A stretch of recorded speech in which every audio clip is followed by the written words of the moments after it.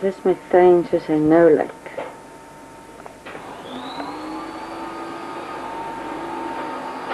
Laat kom nog een shopping doen. Nee. Huh? Nou. Hoe laat nou? Weet nie.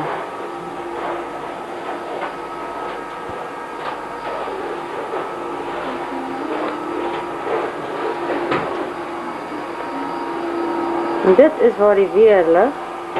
Die boom raak geslaan het. Ek buitekant gestaan het en my mors dood geskrik het. Die reg voor my.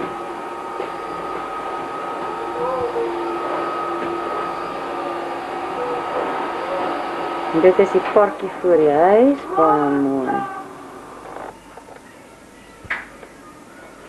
Dit is 'n ander deeltjie van my tuin.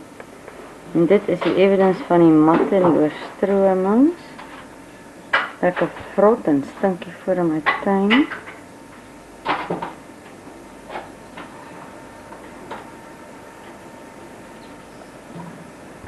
Kyk. Dis die voorkant van ons huisie.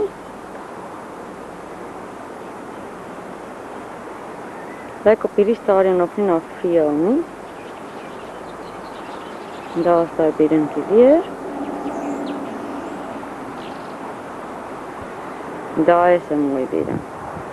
Ek 'n bietjie van naderby gaan afneem.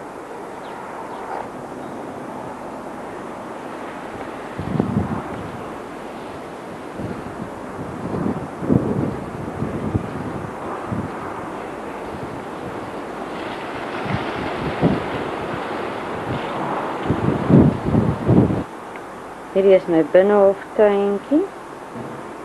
Die klein om van naby af te neem. Maar ek sal probeer. Groot palm.